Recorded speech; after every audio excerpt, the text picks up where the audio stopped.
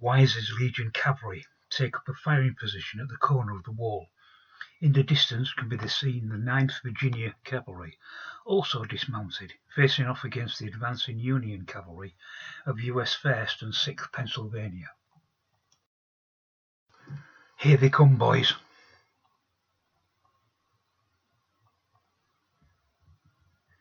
Carter's battery opens fire on the Union lines. 95th Pennsylvania take casualties. The factory building takes a second hit and the fire spreads. A battery, 1st Massachusetts, is temporarily put out of action in counter-battery fire from 4th Virginia Battery. With the factory building now ablaze, the Reds will have to vacate part of the wall closest to the inferno. The defenders are forced to pull back from the wall, either side of the inferno. Confusion in the compound as the troops and artillery try to reposition at the wall. Things are looking no better at the other side as Union troopers dismount and prepare to launch an attack on their opposite number.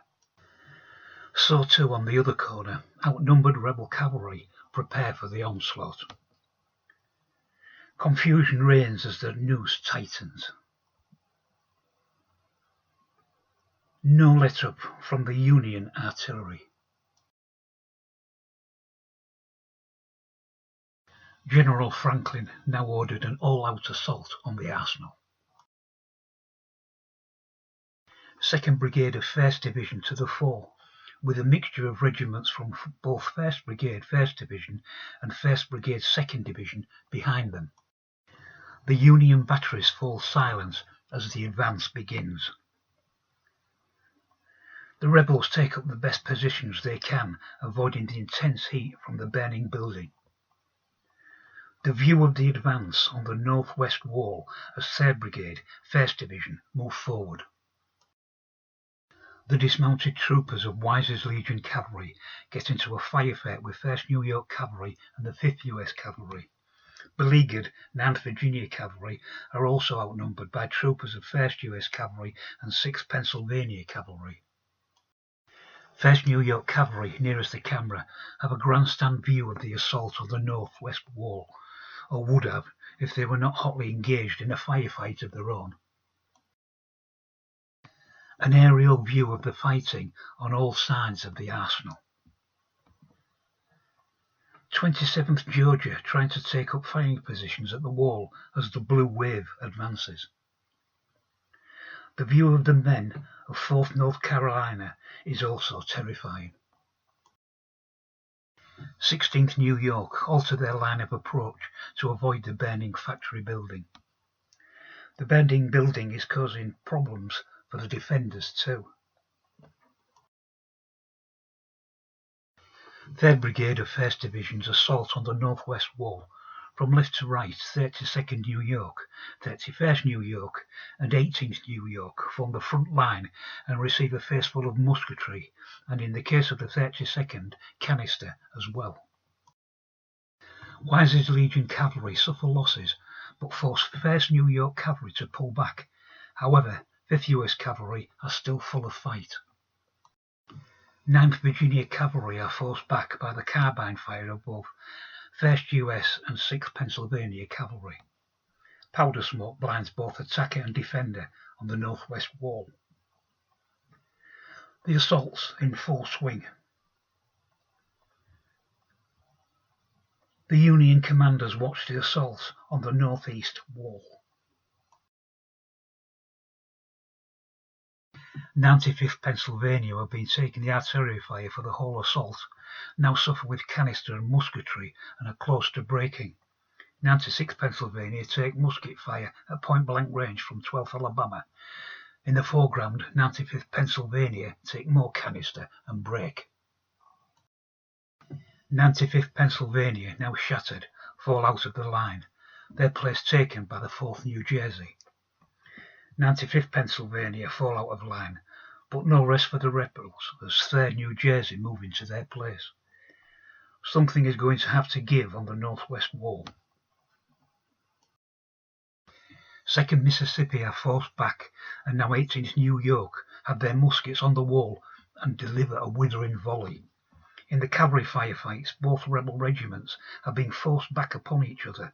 They are causing casualties, but suffering badly themselves.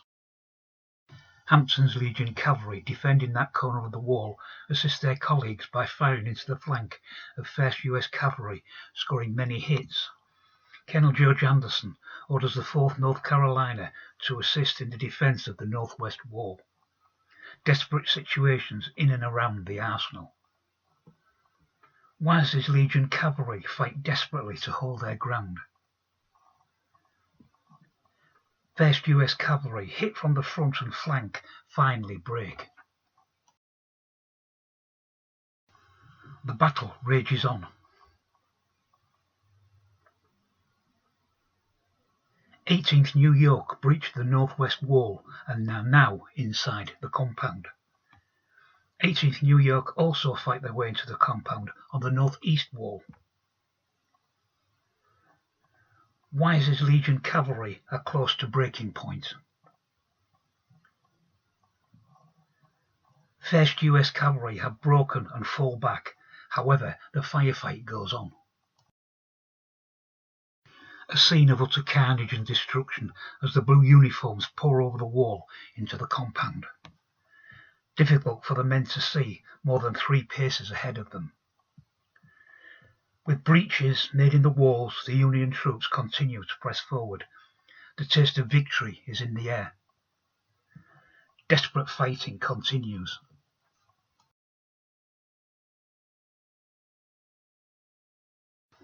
Wise's Legion cavalry finally break and flee. Cobb's Legion cavalry are now in a hopeless position. More Union troops breach the northwest wall to add to the confusion within. Vicious hand-to-hand fighting ensues, with bayonets and rifle butts to the fore. The Union troops now have the advantage of the wall's protection and pour fire into the enemy. The dire and forlorn position of the defenders is obvious. General Dan Hill gives word for his men to lay down their arms in surrender. The scene just prior to the surrender. General Hill surrenders his command to General Franklin, officer commanding 6th Corps.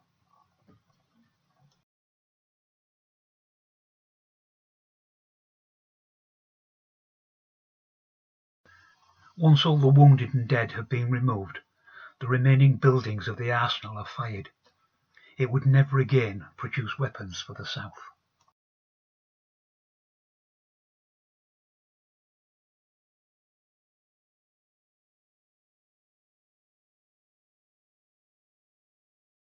Union 6th Corps had successfully achieved all the objectives set out for it by General McClellan.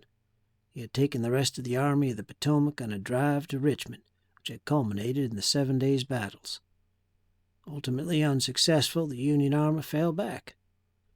Within 2 weeks of the choked Peninsula being captured, 6th Corps were forced to abandon their hard-won gains and rejoin the retreating army.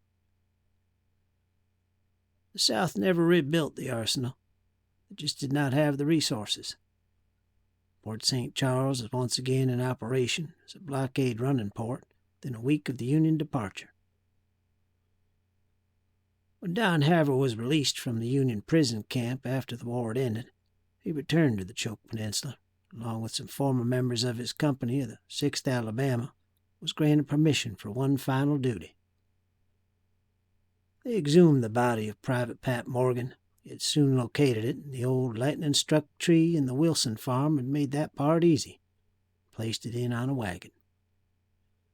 They made their way to the east road and turned north. On reaching the lookout cabin overlooking the choke heights, the men carried the canvas-covered corpse up the path to the summit. Once there, they dug a grave just below the rocks, the very spot they had occupied 3 years previous. Once the body was interred, Don stood and looked out across the vast water. Pat would spend the rest of eternity on the mountain he had grown to love. Now each morning he would indeed see the sun rise out of the ocean. Who knows? Maybe Pat could now see all those pretty girls across the ocean, after all.